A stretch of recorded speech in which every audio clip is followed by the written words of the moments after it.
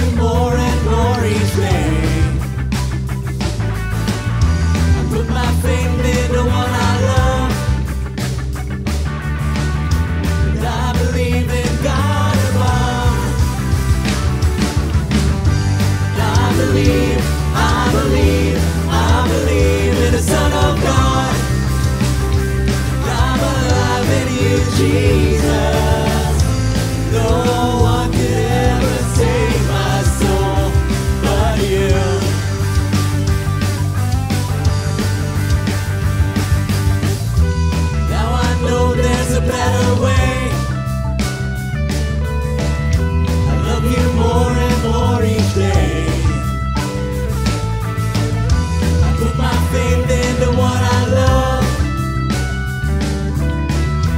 I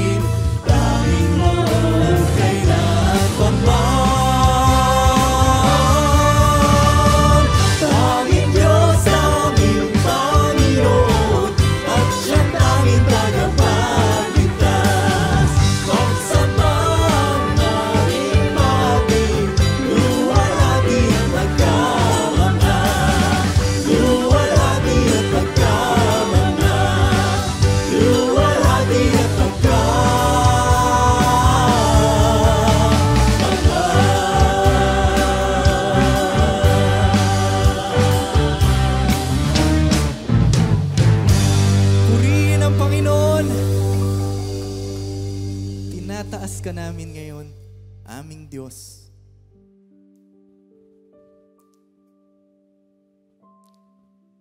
sa lahat ng inyong ginagawa sa aming buhay, Panginoon, nagpapasalamat kami. Sadyang kamangha-mangha, nawa Panginoon, malugod kayo sa aming mga papurit, pagsayaw sa inyo.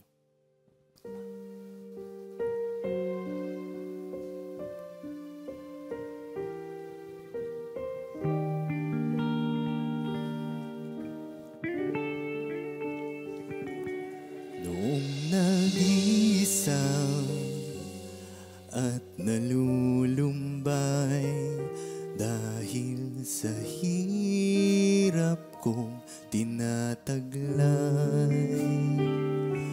noong kailangan ko ng karamay, kalinga niyo ang aking agapay. Kayo'y aking kailangan, sandigan, kaibigan ko. Kayo ang araw kong lagi at karamay kong sawi. Kayo ay si Jesus sa bawat sandali.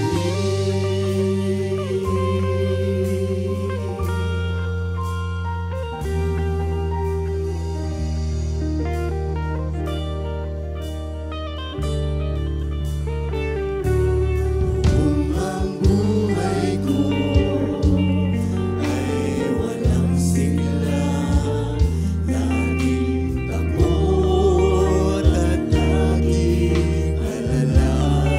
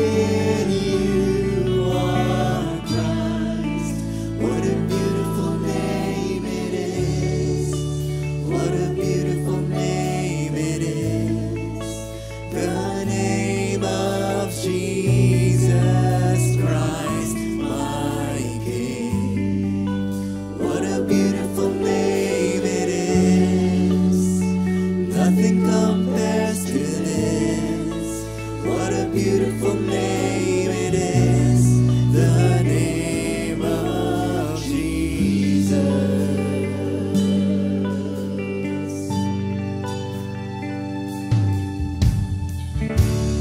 Didn't want heaven without us, so Jesus, you brought heaven down.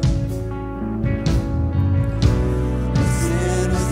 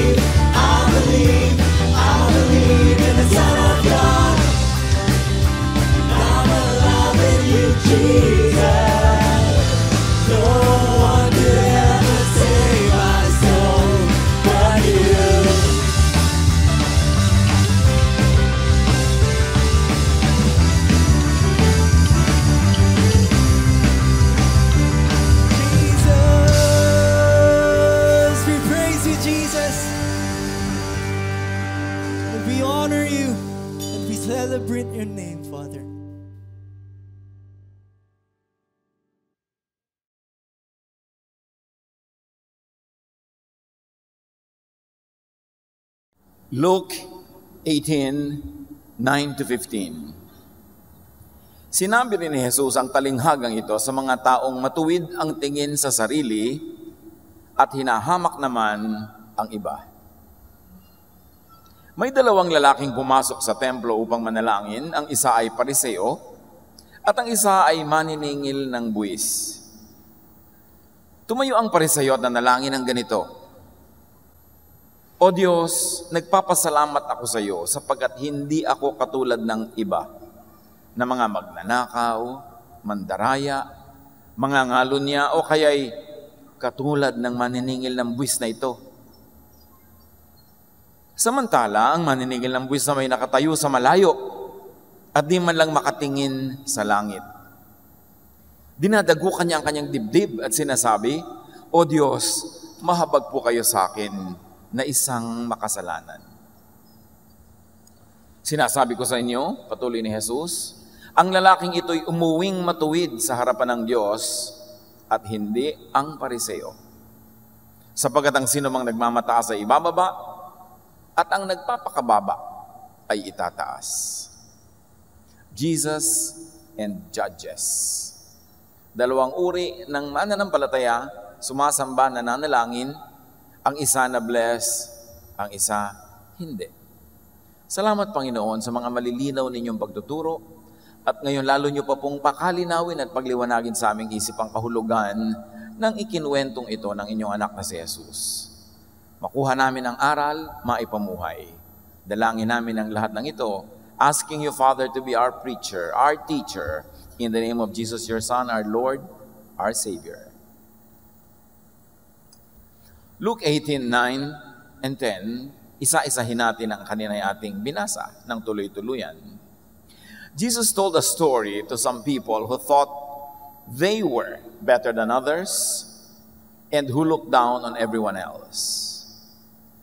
Two men went into the temple to pray. One was a Pharisee and the other a tax collector. So immediately we are confronted with a choice. Sino tayo sa dalawang taong tinutukoy ni Jesus? Mahilig siyang magbigay ng ganyang pagpapadali ng choice. Two ways, two men, two sons, ngayon, two worshipers. Piliin natin agad kung sino tayo sa dalawa para masundan natin kung ano ang pupuntahan pala ng ating pagsamba. Luke 18:11, the Pharisee stood over by himself and prayed, God, I thank you that I am not greedy, dishonest, and unfaithful in marriage like other people. So para na niyang sinabi, hello myself, good morning myself. Nagpapasalamat po ako at ako hindi tulad ng iba dyan. Maraming mga kasalanan. 11 and 12, and I am really glad that I am not like that tax collector over there. In fact, I go without eating for 2 days a week, and I give you 1/10 of all I earn. So pinakapuri-puri ng Pariseo na ito ang kanyang sarili. Sabi niya, sa katotohanan, tuwang-tuwa ako, hindi ako katulad nun. Yung nagdadasal lang yung sa bandaron. Kilala ko yan. Naming ganon. Hindi ako katulad niya.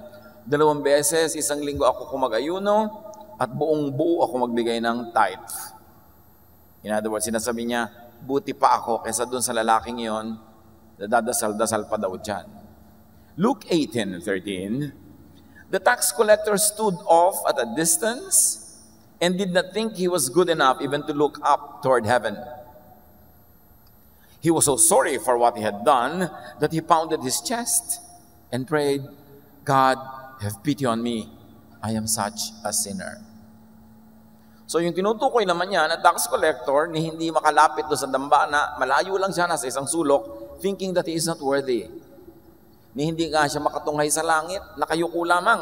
At yung dibdib niya talagang kanyang dinadagok-dagukan, pounding on his chest, sorry for his sin, humihingi ng tawad. Luke 18:14, then Jesus said, when the two men went home, it was the tax collector and not the Pharisee who was pleasing to God. So isang lalaking relihiyoso, malinis ang buhay sa tingin ng madla. Isang lalaking obviously sa tingin nila ay sobrang makasalanan, pero siya ang umuwi ng nagbigay ng kaluguran sa Diyos at tumanggap ng pagpapala. Dahil hindi siya mayabang, inaamin niya ang kanyang pagkukulang at hindi niya kinukumpara ang kanyang sarili at hindi siya nagja-judge ng iba. Jesus is always on a mission to change perceptions. Marami mga kaisipan, kaugalian na nakatanim na sa utak ng mga Israelita tungkol sa kung anong tama, anong banal, anong marumi. Pero ang daming pinalitan ni Jesus sa ganong mga pananaw. At sa kwentong ito ni Jesus, the sinner who judges himself, not others, is the one who pleases God. Meanwhile, the righteous one but judges others is the one who does not please God. So agad, mamili na tayo. Kanya-kanya tayong pagtingin sa sarili. Walang mag-judge sa kapwa, sarili lang. Sino tayo agad sa dalawang ito? Tayo ba yung nagsasabing, Lord, hindi po ako worthy talaga. Nandito lang ako dahil mabait kayo, dahil pinapatawad niyo ako, salamat po. Pero hindi talaga ako worthy. Meron namang, mabuti pa ako sa iba dyan. Yung iba dyan, makasalanan. Dapat parusahan, dapat paluin ng Diyos, etc., etc. So, righteous na nga siya according to the law, pero hindi pa rin siya pleasing to God. Paano na kung sinner na, tapos self-righteous pa, at judgmental pa, edi doble-doble ang negative na mapapansin at matatanggap niya mula sa kalangitan. Luke 18:14, if you put yourself above others, you will be put down. But if you humble yourself, you will be honored. Napakasimple naman eh. Pero bakit sakit pa rin ng maraming relihiyoso na hindi pa sila sapat na maging banal, kailangan pang usigin nila yung mga hindi banal. And obviously, that is not what Jesus wants. So sa buhay natin mga kapatid, hindi natin nine-neglect yung kabanalan, kalinisan, lahat ng yan. Be as moral, as clean and righteous as you want, as you can. But be a morality police to yourself only, not to others.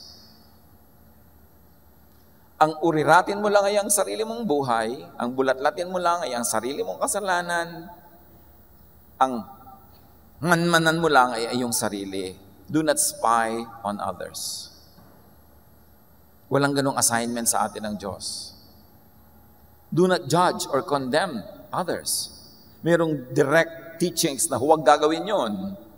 And do not stone or hurt or punish others, even if you think that they are sinners. We should be conscious of this. This is one of the central teachings of Jesus na very hardly observed in so-called Christian churches. For instance, the woman caught in sin was saved by Jesus from being stoned by the people.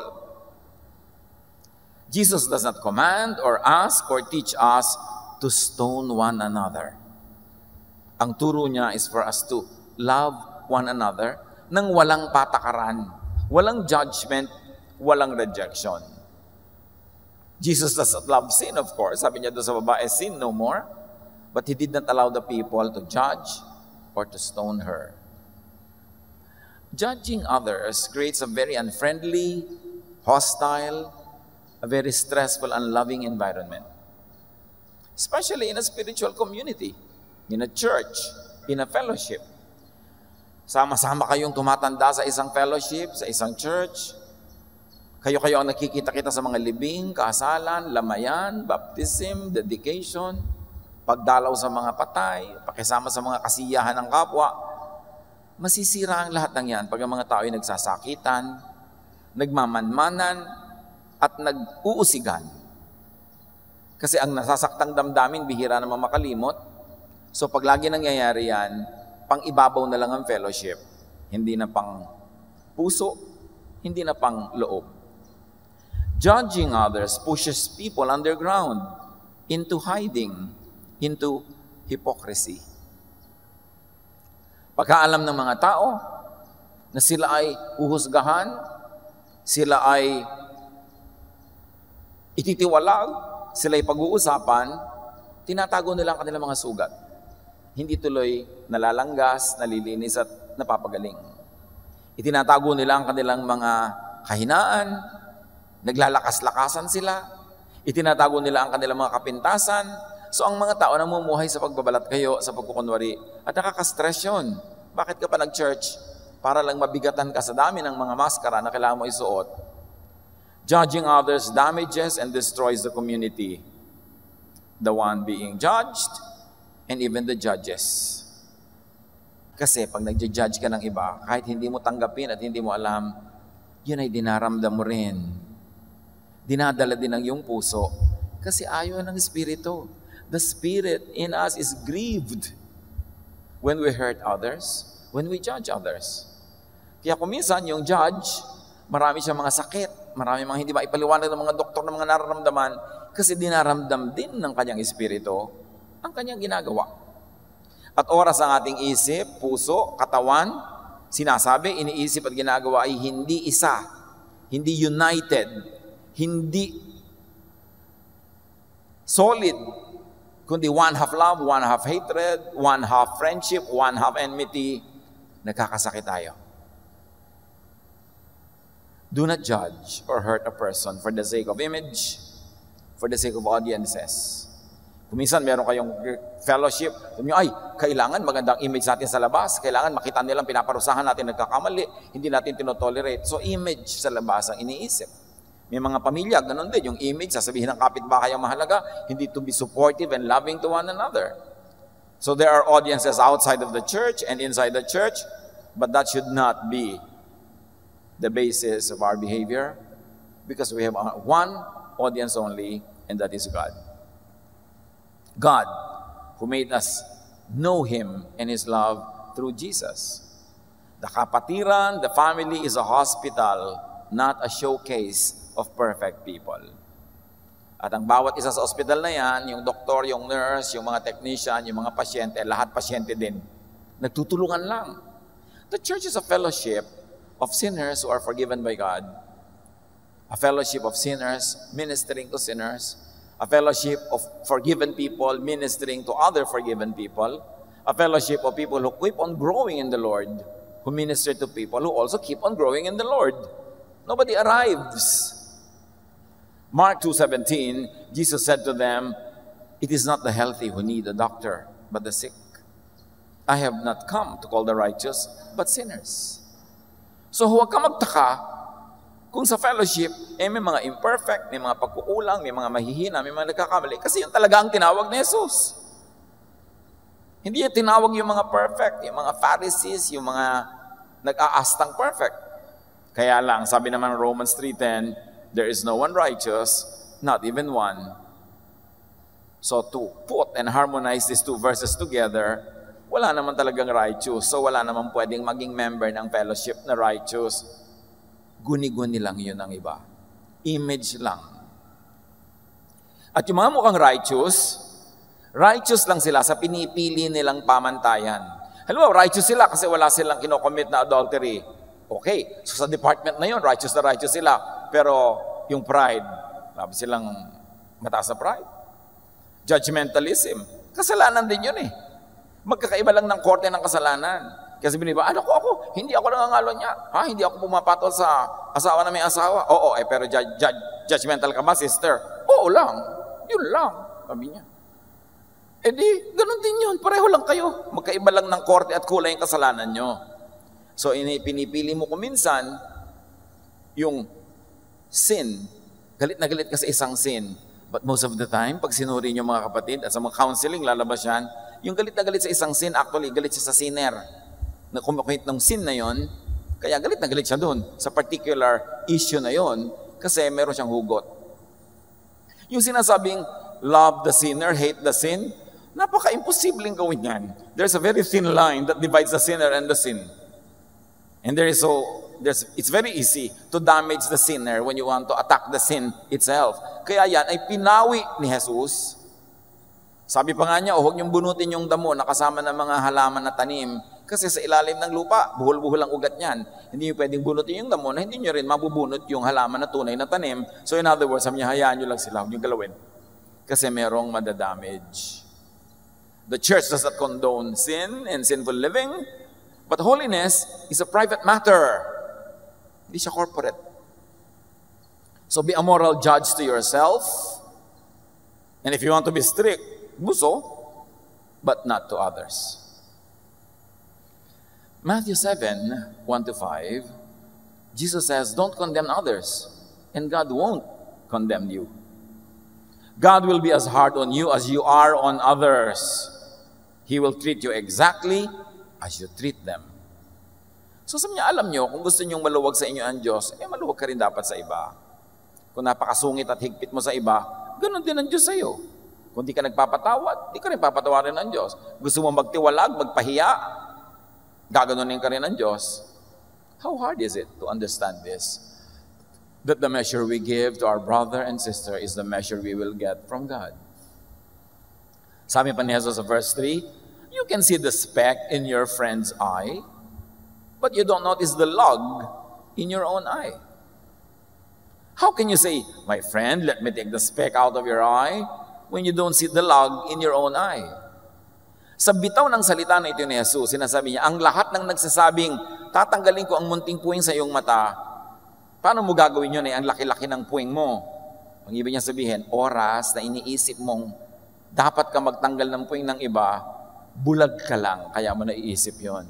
Bulag ka sa sarili mong mga puwing na mas malaki pa kaysa sa puwing ng iba. Pag gusto mo magtuwid, magparusa sa mga nagkakasala, bulag ka lang sa sarili mong kasalanan. Kasi kung hindi ka bulag, kung mulat ang iyong mata, hindi ka magtatangka, maglalakas ng loob na magtanggal ng kasalanan ng iba. Ang uunahin mo ang iyong sarili. At mahihiya ka sa iyong sarili pag nalaman mo at natanggap mo ang iyong mga kasalanan, tas heto ka, linis ka ng linis ng buhay ng may buhay. Sabi ni Jesus sa verse 5, you are nothing but show-offs. Puro lang kayo pakitang tao, pagpapa-impress. First, take the log out of your own eye, then you can see how to take the speck out of your friend's eye. In so many words, Jesus is saying, mind your own moral business. Walang kontra si Jesus sa taong gustong linisin ang buhay niya. Pero hindi mo business na linisin ang buhay ng iba. Unahin ang sarili. Pag ubus na ang iyong mga dumi, tsaka maglinis ng iba. Pagtanggal na ang takip ng iyong sariling mata, tsaka magtanggal sa iba. Dahil lahat naman, may mga malalaking puwing, makakarating pa kaya tayo sa point that we're already qualified to take the speck out of other people's eyes because there is no more speck in our own eye. Be moral, yes. Be holy, if you like, and if you can. Be perfect as much as you can, but keep it to yourself. Do not impose your morality on others. Yung kabanalan mo, gawin mong personal. Kung ayaw mo, di wag mo. Pero huwag mong pilitin yung iba na ayawin yung ayaw mo dahil ang ayaw mo yon. Dahil siguradong marami kang kasalanan na gusto mo, hindi mo ini-impose sa iba na ayawin din nila. Kasi maluwag tayo sa sarili, mahigpit sa iba. It is important to be righteous, to be correct, but do not be the corrector of other people. Your righteousness is your personal business. Correct others only after and if you have completely corrected yourself. Ngayon sabihin ba, paano yung mga preacher, yung mga teacher, at salagay perfect na ba sila kaya sila nagtuturo? Ang itinuturo ng mga preacher at mga teacher ay yung words of God, not necessarily their own life. Kasi kung gagawin mo ring qualification ng mga magtuturo na yung perfect na sila, para nila basahin yung salita ng Diyos at ipaliwanag, edi wala nang nagturo kahit isa. Kadalasan ngayon, nagtuturo siya ang number one audience ang sarili niyang teaching. Kaya kung sasabihin nga, tinuturo mo yan, kulang ka pa rin. Sige nga, maghanap tayo ng hindi kulang para may magturo. That's why you separate the teacher from the lesson also. It is very, very, very desirable that the teacher, the preacher, whoever is a leader of a Bible study group, very, very outstanding ang kanyang personal righteousness. Pero hindi mo dapat expectan yun ng perfection kasi walang qualified at walang mangangahas mag-lead sa anumang spiritual activity. No prophet, no teacher was ever perfect, only Jesus. But when you teach the teachings of Jesus, you point people to God, not to your own life, then you may lead people if you are letting the Holy Spirit lead you in turn. So it's very important Why do you join church? Papasok ka ba, sasama ka ba sa isang fellowship kung malalaman mong kulungan pala yon? Ikukulong ka lang pala pag sumali ka doon? Hindi ka na pwedeng makipag-fellowship sa iba, hindi ka pwedeng umatyan sa iba, hindi ka pwedeng mag-aral sa iba, property ka na nila. O kaya, papasok ka ba sa isang church, magiging member ka ba doon kung alam mong hukuman pala yon? Pagdating mo doon, hukuman ka, lilitisin ka. They will spy on your life. Pag-uusapan ka ng mga committee, huhusgahan ka. Sasali ka ba doon? Sabi ni Jesus, I have come to call the sick. It means that the church is a hospital. It's a caring environment. So masali ka sa church para makasama mo yung kapwa mo kulang, nagkakaintindihan kayo, at sa inyong pagsasama-sama, pinagpapala kayo ng Panginoon. The gifts of one another is ministered to everyone else, so everyone benefits. Pero kung sasali ka, tapos sa loob, pagpasok mo, batuhan, pahiyaan, sisihan, ba't ka pa sasali? Napagod ka tuloy. Church is still lacking, worldly, a failure if it is on Jesus. When people spy and police on each other, compare their godliness with that of others, condemn and punish and hurt people that they label as sinners, and when they live in a climate of fear and imposed guilt, kulang na kulang pa ang church pag ganon. Ang kailangan ng tao sa buhay na ito na malupit, buhay na maraming suliranin, buhay na maraming kabiguan, ang kailangan natin ay silungan, kanlungan. Kung saan pwede tayong magpagaling ng mga sugat, kung saan pwede tayong magpalakas sa mga kahinaan, kung saan tayo pwede magpalakasan sa isa't isa, bagamat may kanya-kanya pa rin kahinaan. This is the community of Jesus. And when we begin realizing that, we become kinder, more accepting, not only of others, but also accepting of ourselves. Then we begin to relax. We begin to rest, which is the primary teaching of Jesus. Sabi niya, come to me, and I'll give you rest. I'll give you peace. So be righteous, yes, but not self-righteous. And remember that the meaning of the word righteous, especially in the Greek New Testament, the original language, does not mean moral uprightness. Righteousness in the New Testament means kabutihan, kabaitan sa kapwa. Yun ang tunay na righteous.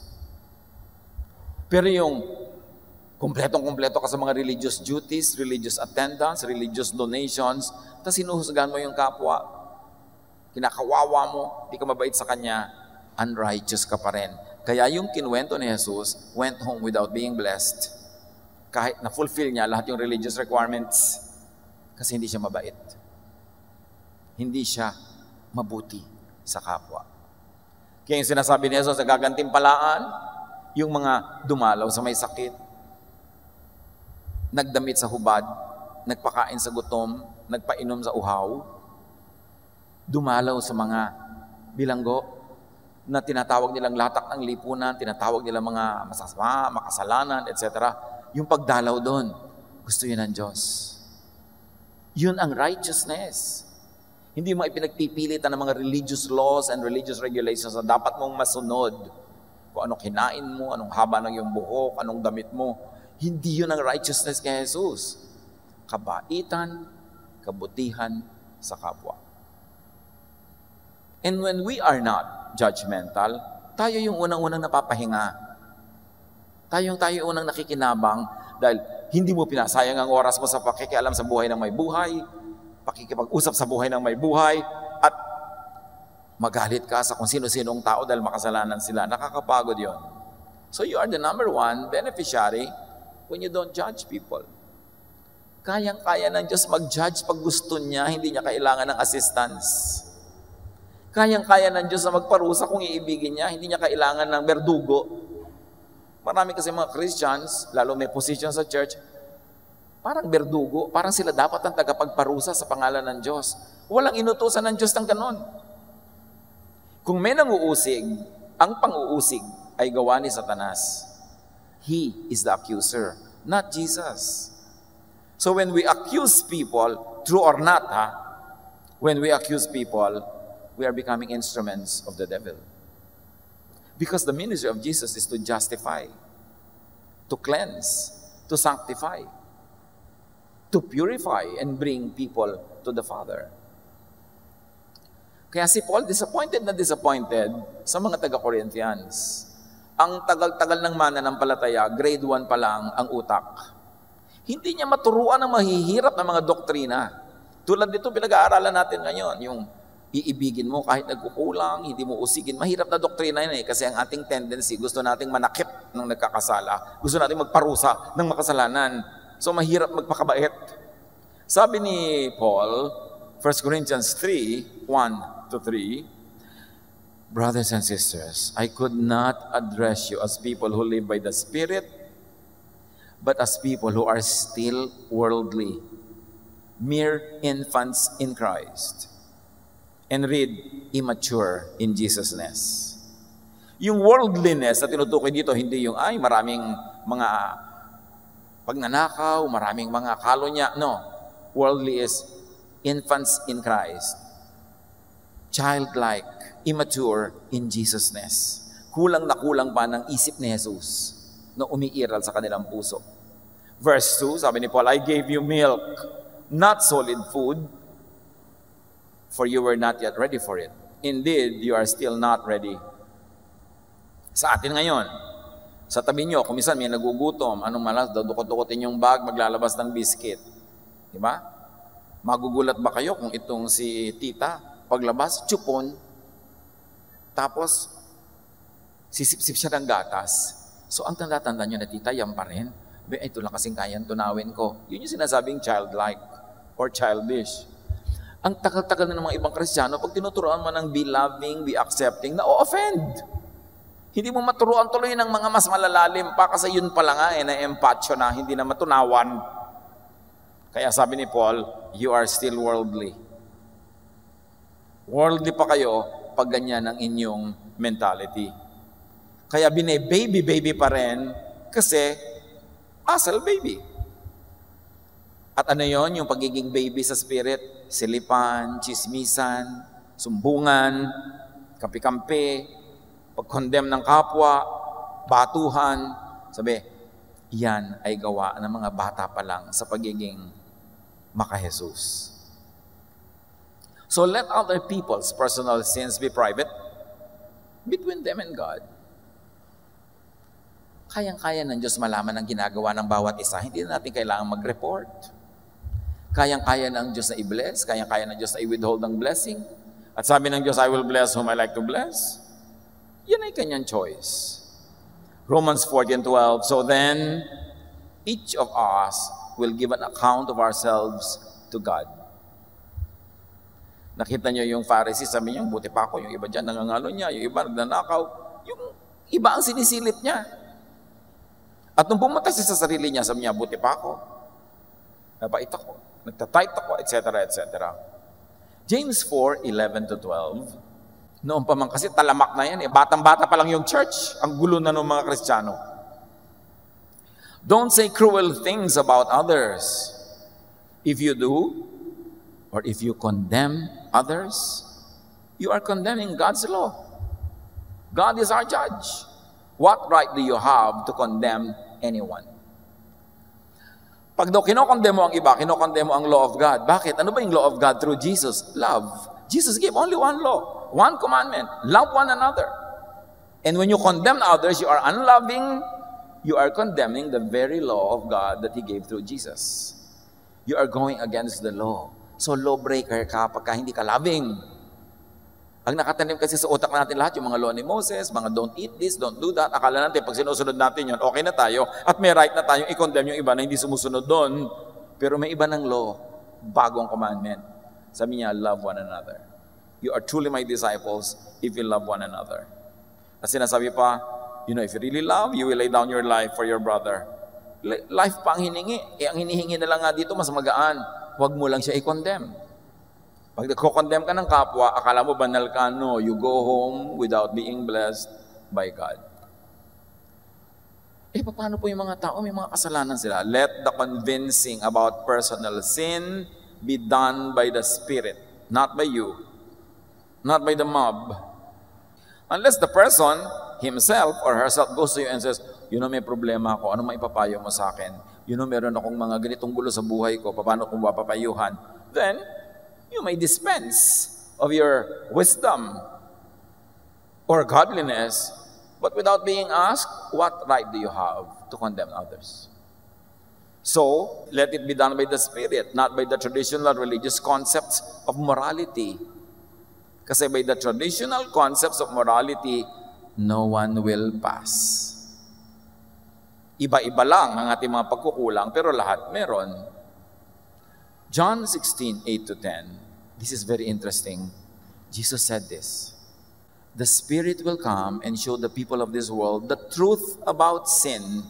Ibig sabihin, hindi pa alam ng mga tao, lalo nung kanyang panahon, yung truth about sin. So their concept of sin is not what it is. Sabi niya, the Spirit will teach the world the truth about sin and God's justice and judgment. The Spirit will show them that they are wrong about sin because they didn't have faith in me.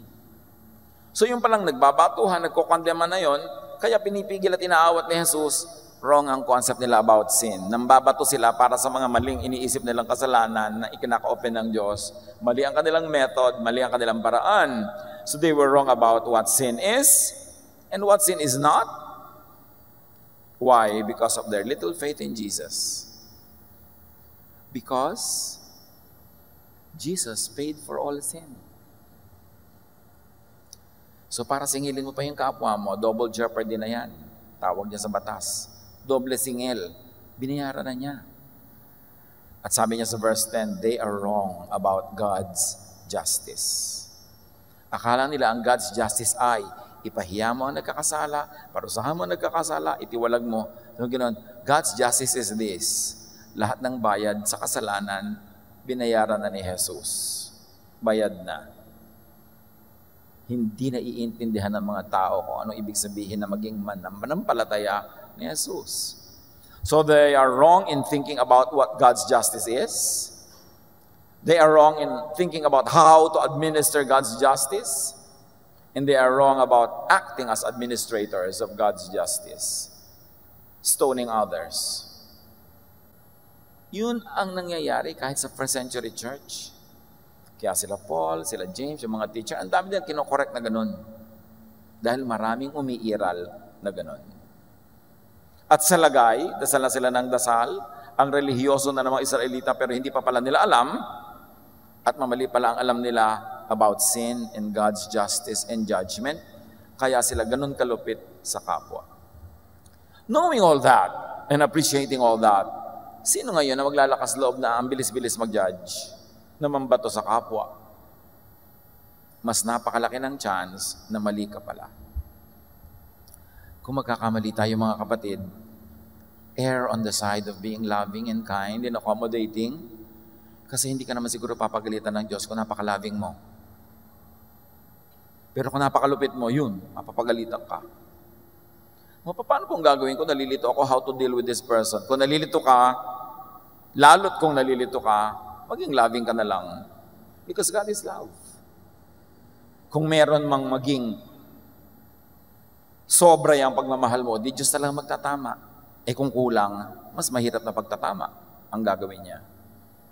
Sabi ni Jesus, people have wrong ideas about sin, judgment, and justice. So ingat-ingat tayo dyan whenever we deal with sin, judgment, and justice, because sabi ni Jesus, people are wrong about it. People mishandle, maltreat sinners, fellow sinners, and even themselves. Marami ng mga tao, hindi lang iba ang biktima nila, pati sarili. Kasi wala rin silang ginawa, kundi i-condemn ang sarili nila. Samantalang sila nga'y minahal na ng Diyos through Jesus. Nilinis, hinugasan, tinanggap, pero sarili mo pa rin ang lagi mong pinagmumukhang kidumi-dumi, lagi mong kinokondem at lagi mong ipinupuwera sa blessing, samantalang ang ganda-ganda na ng gusto ng Panginoon mangyari sa iyo, that you will have peace, that you will have rest, and that you will be full of love. Kaya ang bottom line lang, simple mga kapatid, mag-ingat sa paghusga sa kapwa at sa sarili. Many teachings on dealing with sinners, especially policing, judging, rebuking, and punishing, do not come from Jesus, but from other persons, from un-Jesus religious traditions. At kahit ang first century Christianity, maraming un-Jesus traditions. Dahil bago pa lang siya, hindi pa nila naintindihan masyado yung faith. Ang dami nilang carry over of their Jewish background, carry over of their legalism. Kaya laging kinokorek ni Paul, sabi niya, even if I speak in the tongues of men and of angels but have not love, I gain nothing. Even if I delivered my body to be burned but have not love, I gain nothing. Sabi ganon, kahit paanong galing ko, pag hindi ako labing, baliwala ako. Paulit-ulit sila sa pagtuturo niyan.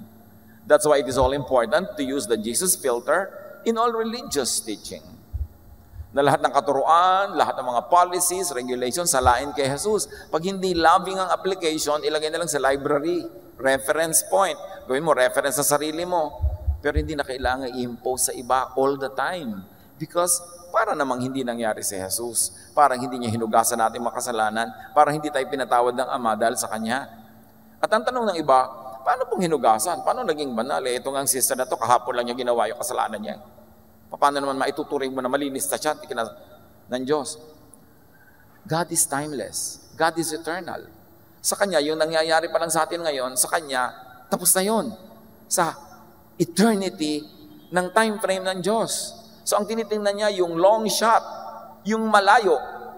At tayo man ay malagutan ng hininga, lahat ng nagawa natin kasalanan at nagagawa pa hanggang ngayong buhay pa tayo, sa tingin ng Diyos, lahat yan ay bayad na. Dahil eternal ang pagtingin niya, yung long shot, yung malayo. Napaka-importanting malaman natin na kahit araw-araw, patuloy pa rin tayo nagsisikap, nadadapa, nagkakamali, nagkukulang. In the overall calendar, in the overall frame of God, we have crossed over from death to life. We have already been declared clean and sinless because of the work of Jesus. At pag ang lagi mong i-focus yung kasalanan mo, kasalanan ng iba, lagi na lang yun ang topic, lagi na lang yun ang dahilan para tayo maging malupit sa isa't isa, you ignore the work of Jesus. Mysteriously, many Jesus believers could be very uncomfortable with Jesus being the supreme and only standard. Gusto nila paghalu-haluin pa rin, at kung may choice, pipiliin pa rin nila yung magparusa, maging malupit, baliwala si Jesus. Many religious people would reject Jesus as the only standard.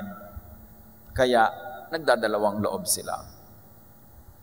John 16:1-9, sabi ni Jesus, I am telling you this to keep you from being afraid. Sino yung magiging afraid? Mga new believers niya na magbabago ng isip at pananaw tungkol sa law, tungkol sa punishment. Sabi niya, you will be chased out of the Jewish meeting places. Dahil sa inyong bagong pananaw na ibinibigay ko sa inyo, pagmamahal sa kapwa, pagpapatawad, pag-ibig, itataboy kayo ng inyong mga religious places. At kung pwede kayong ihulog sa bangin tulad ng gusto nang gawin kay Jesus, gagawin nila. And the time will come, sabi ni Jesus, when people will kill you and they think they are doing God a favor.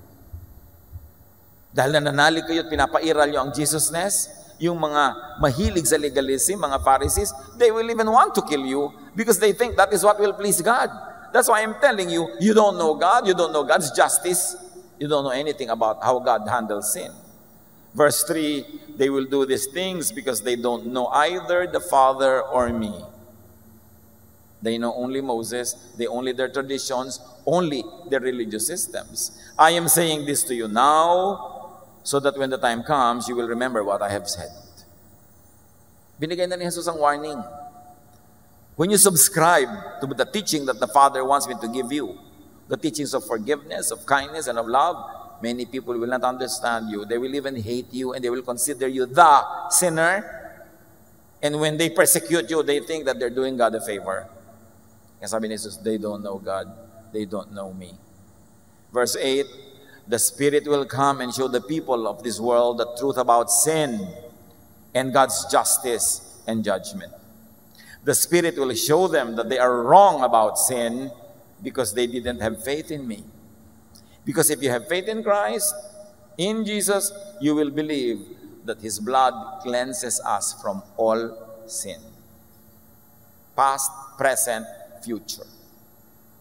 That the concept is when you enter the church, the family of God, your issue is now to love one another, to make life better, nicer, kinder, to enjoy the life that God gives you. Sabi niya, I came that you might have life and have it to the full. Come to me and I'll give you rest. Yun na ang agenda. Hindi na yung laging batuhan pa rin ang batuhan, sukatan ng sukatan, because everybody will fail and it's going to be miserable and stressful.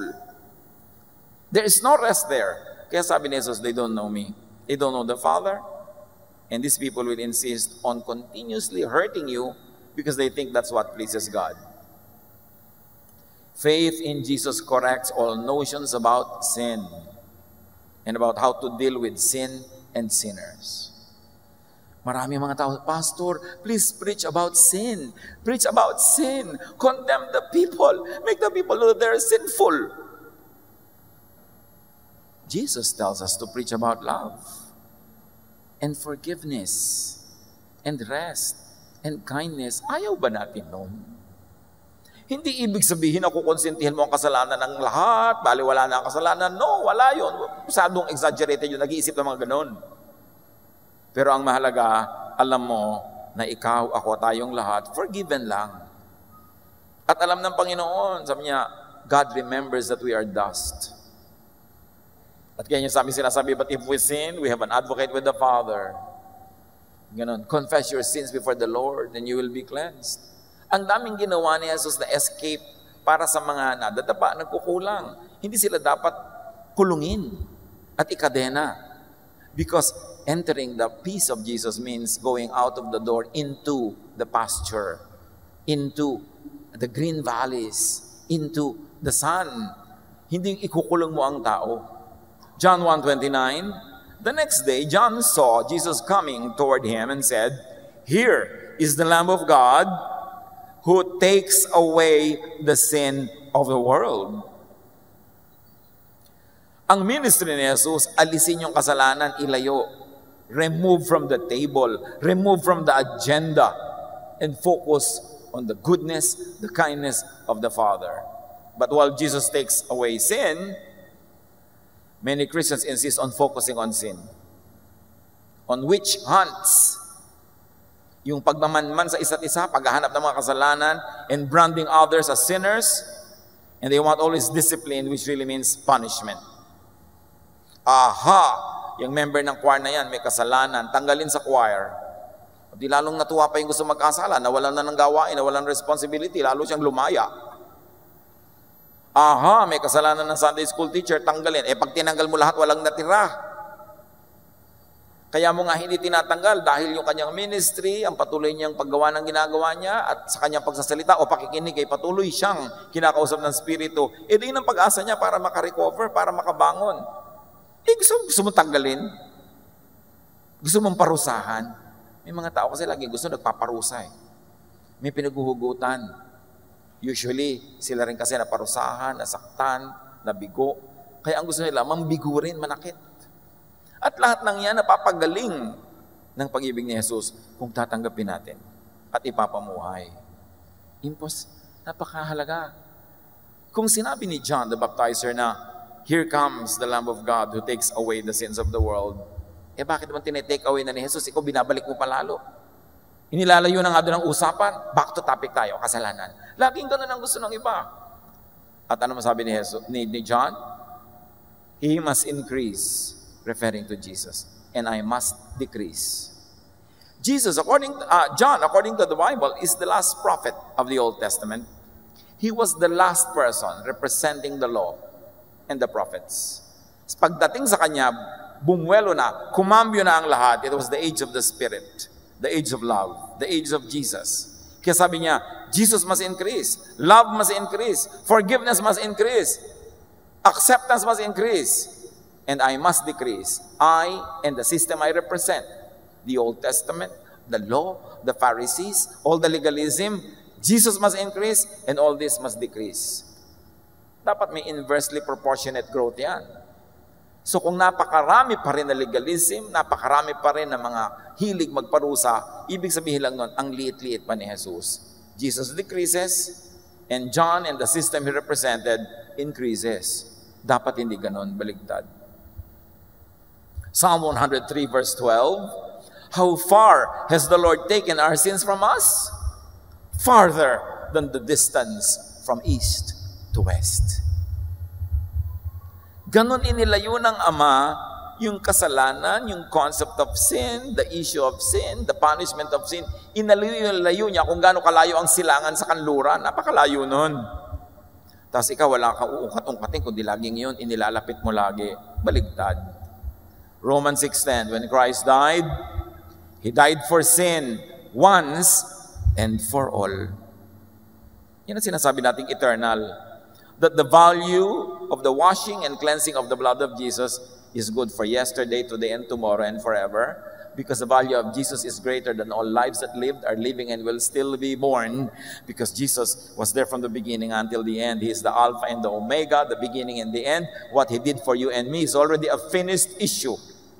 Although on daily life, parang hindi pa. Kasi naka-close up sa atin yung daily time. Hours, minutes. But when you look at it from afar, from eternity, the forgiveness for sins, salvation of sinners from their sin and the punishment is already a done deal. We have already been moved from death to life. And that cannot be appreciated until we really realize na iba na ang panahon. Ang panahon ni Jesus, the age of the Spirit. In fact, nung nag-i-speak in tongues yung mga disciples sa Acts chapter 2, sa Feast of Pentecost, sabi ni Peter, ito na, naganap na yung sinabi ng propetang Joel. These are the last days, meaning the last days of the old dispensation, the last days of the law, the last days of that very difficult religiosity, and a new time has begun.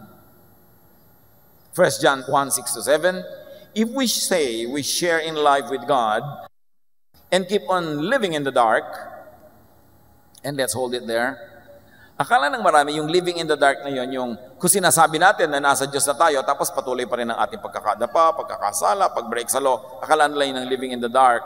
But the original words will allow us to read darkness as in hiding, living in hypocrisy because of fear. Ganon. Kung sinasabi natin na tayo nasa Panginoon na, pero nagtatago pa rin tayo dahil tayo natatakot, nagiging hypocrite pa rin tayo, dahil sa takot natin mahusgahan ng iba, sa takot natin na tayo ay mabrand a sinner, we are lying and are not living by the truth. But if we live in the light as God does, and here living in the light doesn't mean living in a perfectly moral situation, but in an open acceptance of self and others.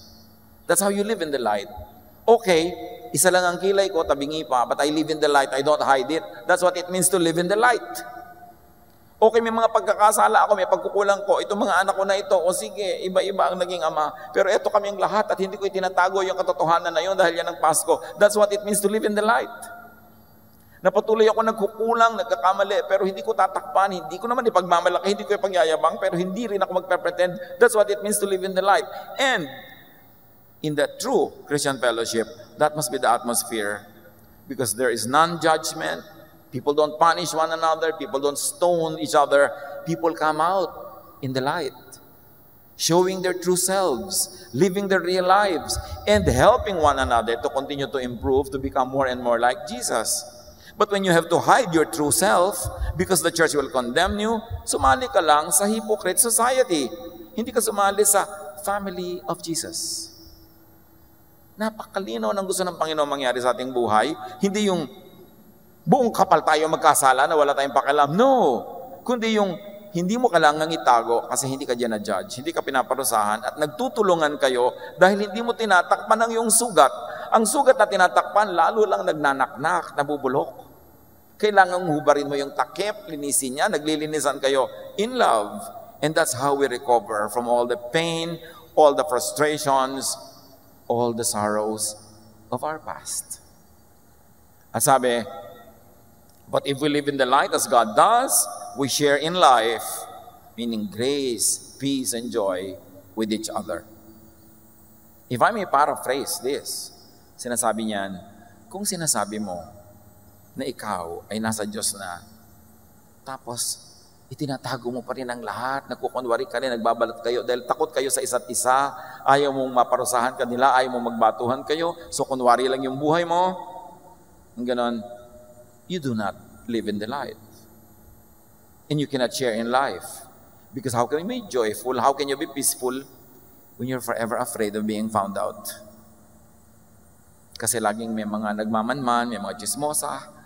So, ang mangyayari, hindi masarap yung samahan. Kaya ang itinuturo ni Jesus yung ganitong uri ng church, yung ganitong uri ng samahan, hindi ito pagkonsintihan sa mga pagkakamali. Kundi pagtanggap na pare-pareho tayong pasyente dito, so huwag na tayo magpanggap. Let's love one another. Huwag nating konsintihin ang pagkakasala, pero huwag din natin i-judge. Kung may i-judge ka, sarili mo lang. At kung may palalapit sa'yo, kaya mong tulungan mo. Nagpapatulong sa'yo, tulungan mo. Pero huwag kang kala mo kung sinong papasok sa buhay ng may buhay para ituwid ang buhay nila. Dahil liko ka rin. Colossians 3:13-15, bear with each other and forgive one another. Forgive as the Lord forgave you. And over all these virtues, put on love, which binds them all together in perfect unity. So pagka tayong lahat ay mabait sa isa't isa, hindi tayo mapangusga, sabing ganon, yan ang gawin nyo. Magpatawaran kayo, magtulungan kayo sa pagbubuhat ng bigatin ng mga pabigat sa buhay ng kapwa. Hindi yung kayo pa ang nagpabigat lalo. Magpatawaran kayo, mag-ibigan kayo, yan ang magiging foundation ng inyong unity, ng inyong pagiging family. Diyan pa lang kayo makaka-relax. Diyan pa lang kayo makakapagpahinga at magiging restful. Verse 15, let the peace of Christ rule in your hearts. Since as members of one body, you were called to peace.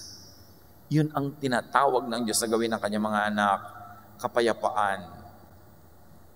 Founded on acceptance and love and forgiveness, not on self-righteousness and judgment and throwing stones.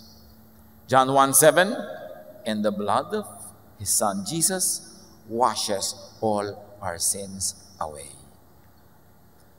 Yung hindi mo kayang hugasan sa sarili mo at yung hindi mo kaya at dapat hugasan sa iba, ang dugo ni Jesus ang naguhugas sa lahat. Lahat ng kulang pupunan niya, lahat ng dumi lilinisin niya, doon tayo magkakaroon ng kapahingahan. And if the blood of His Son Jesus washes all our sins away, then the issue of sin becomes irrelevant. It is not on the table, it is not on the agenda, dahil ang inutos, heal the sick, visit the prisoners, feed the hungry. Yun ang asikasuhin natin, hindi maghanapan ng mga kapintasan ng isa't isa. John 3:35-36. The Father loves the Son and has given Him everything. Everyone who has faith in the Son has eternal life. But no one who rejects Him will ever share in that life, and God will be angry with them forever. And to reject love and to reject the brother and the sister is to reject Christ. No wonder, marami mga tao na kay Jesus na hindi pa rin tahimik ang buhay, magulo pa rin, puro fear, side effect yan ng rejection of the love of Jesus that He wants applied not only on you, but also on your brother and sister. People who reject Jesus and His message of love will not have life, will not have an abundant life, will not have a peaceful life. And why not? Because rejection of God's unconditional love and grace means remaining in and remaining under the law. Kaya hindi ka matatahimik. Romans 3:20, God doesn't accept people simply because they obey the law. No, indeed, all the law does is to point to our sin. So-called Jesus believers who insist on the law, on policing and punishing others for personal sin, do not really understand or believe in and accept Jesus. Why do we emphasize personal sin? Kasi merong corporate at merong social and national sin. Halimbawa, government official ka, nineglect mo ang duty mo, nagguhuan yung mga building na pinirmahan mo ng permit na itayo, natural, you're accountable publicly kasi public yung sin. Ninakaw mo ang pera ng bayan, natural, publicly accountable ka kasi affected kaming lahat. But your private life, what you do in private, what you do even with other private individuals is none of our business. Yun ang sinasabi nating personal sin. Tulad ng babae who was caught in adultery, it was a private thing done in her house together with another person. Babatuhin na siya. Hindi siya pinabato ni Jesus, pero sinabi ni Jesus, sin no more. Hindi maganda ang ginagawa mo. Pero hindi ka rin dapat batuhin nila kasi private life mo yan eh. Diyos ang nakakaalam kung anong gagawin sa'yo. Huwag tayo manghimasok sa buhay ng may buhay. Pero kung public yung kasalanan, affected tayong lahat dahil sa neglect of duty, natural, merong public accountability. One of Jesus' great missions is to change thoughts, attitudes, and lives by changing people's minds. We should change our mind about love, about the law, about Jesus, para ma-benefit natin yung peace na gusto niya na ating mapakinabangan.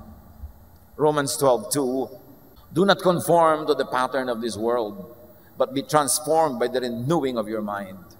Then you will be able to test and approve what God's will is, His good, pleasing, and perfect will. And what is the will of the Father through Jesus? That we have peace, that we have an abundant life, that we enjoy loving one another. Then you would be able to test and approve what God's will is as revealed through Jesus. You will be free from the curse of the law and have a life. And you will be loving enough as to free others from the curse of that same law. Balikan natin yung nagdarasal na makasalanan sa simula. Luke 18:13. Samantala, ang maniningil ng buwis na may nakatayo sa malayo at di man lamang makatingin sa langit, dinadagukan niya ang kanyang dibdib at sinasabi, O Diyos, mahabag po kayo sa akin na isang makasalanan. May lesson to be learned from this man. Ganyan dapat ang isang sinner, lalo ang forgiven sinner. Humble, quiet, inconspicuous, repentant. Hindi yung inaabuso ang kabaitan ng Diyos. Hindi yung ipinaparada pat iwinawag yung mga kasalanan, tapos sabi niya, Jesus, yes na tayo. Walang ganun ha. Hindi mo pwedeng sabihin, love na tayo, so pwede na ako mang-agaw ng kahit ano na lang, gawin ko ang kahit ano, iparada ko ang sarili ko na nagkakasala, pinagyayabang ko pa. Hindi yung Jesusness. So huwag tayong magkamali kung anong kahulugan nun. Huwag nating abusuhin. Ang itinuturo is to be loving to others, and if you want to be strict with yourself, that's fine. If you want to be correct, be correct. Mahalaga yung hindi natin abusuhin na tuloy nasisira yung pangalan ni Jesus. Dapat hindi ipinapahiya si Jesus. Sabi nila, ay, ang ba sumusunod kay Jesus? Ang kapal-kapal na, wala nang hiya. Dapat meron, dahil sumusunod tayo kay Jesus. Hindi ipinapahamak yung mga naniniwala at nagpapalaganap ng ideya ni Jesus. Tuloy sasabihin siya, huy, turo ka ng turo ng Jesusness. Yung mga yun, puro kasalanan ang ginagawa. Hindi pa nahihiya. Hindi yun ang Jesusness. We are loving. And love means, mahal mo ang iyong kapwa. So, hindi mo siya aagawan ng kanya. Kung minamahal mo itong taong ito, pero may asawa siya, ay may mahalin mo rin yung asawa niya, maawa ka sa asawa niya, huwag mo agawin. Yan ang Jesusness. Hindi, oy, Jesusness na ngayon, aagawin ko na kahit sino kasi love, love ko naman siya. Wrong application. Loving dapat ang lahat, loving sa lahat. At ang ating gagawin, a very simple rule of thumb. Kung magkakamali tayo, err on the side of loving the other person, loving the oppressed, loving the poor. Katulad nun, kung nangaagaw ka ng asawa ng may asawa, kawawa naman yung asawa niya. So mahalin mo rin yun at magtiis ka na lang kasi hindi mo naman asawa to. Edi manahimik ka dyan sa buhay mo hanggang bigyan ka ng Panginoon ang para sa'yo talaga. Pero hindi license ang Jesusness to do wrong. It is power to love and to love everyone. Lord, salamat po dahil kayo loving. Patuloy niyo pong ipabatid sa amin ang sikreto ng tahimik at payapang buhay, yung huwag manghusga ng kapwa, tanggapin ang mga dapat tanggapin tulad ng tinatanggap niyo kami, and to continue to grow in Jesusness, to continue to improve. Pero kung ano man ang kalagayan namin ngayon, nasa amang level kami ng improvement, matutunan namin appreciatein ito at tanggapin ang isa't isa. Pagbulay-bulayan natin sumandali ang personal na kahulugan nito sa ating mga pribadong buhay.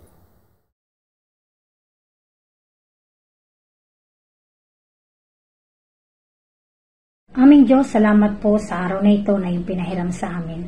Salamat po at muli naming mararanasan ang iyong dakilang pag-ibig. Salamat din po sa mensahe na aming napakinggan na nagturo at nagpaalala sa amin kung paano po kami maging ganap at kalugod-lugod sa inyong harapan. Salamat po sa patuloy na pagtutuwid at pagtatama po ng aming mga kaisipan. Mga kapatid, sa ilang sandali ng katahimikan, patuloy nating ipaabot sa ating Panginoon ang ating mga papuri at pasasalamat.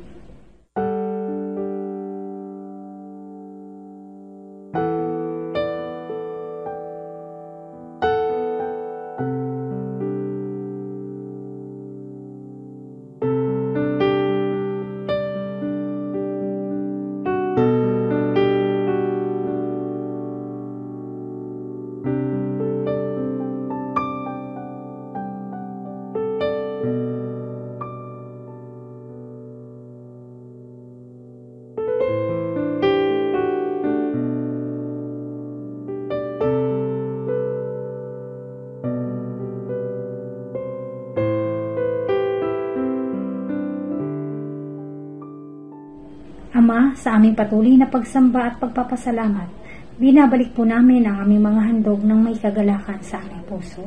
Pagpalain niyo po ang mga ito sa ngalan ng aming Panginoong Hesus.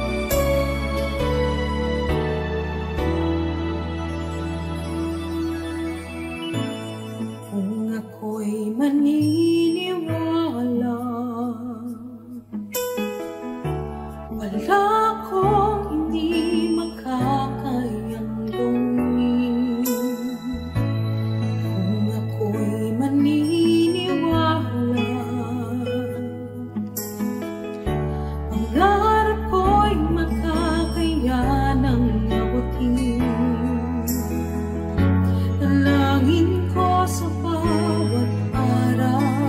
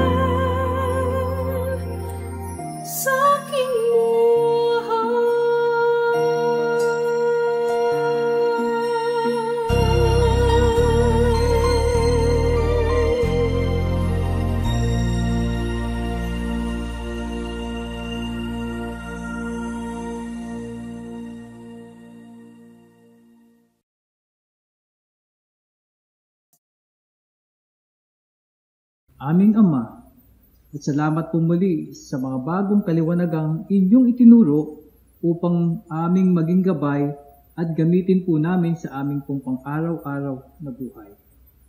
At sa aming katahimikan, kami po ay personal na magpapasalamat at dudulog sa inyo.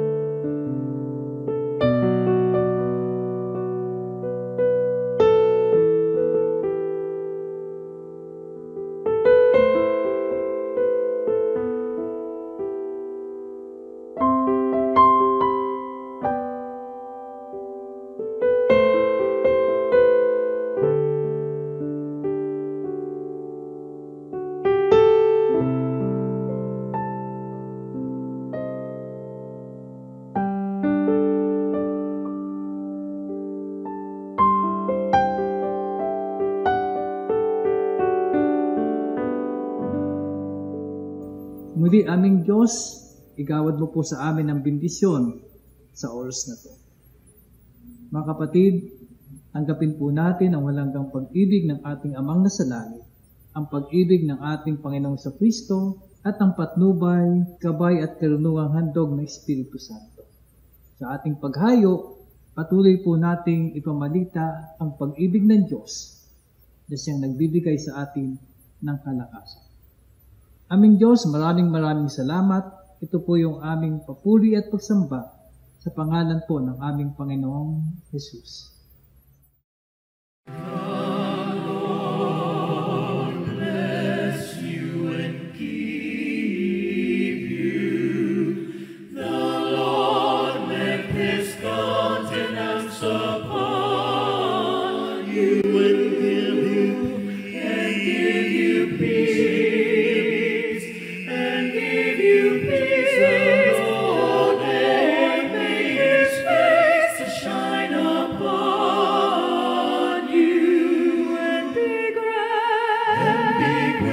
gracious unto you, and be gracious. The Lord be gracious, gracious unto you.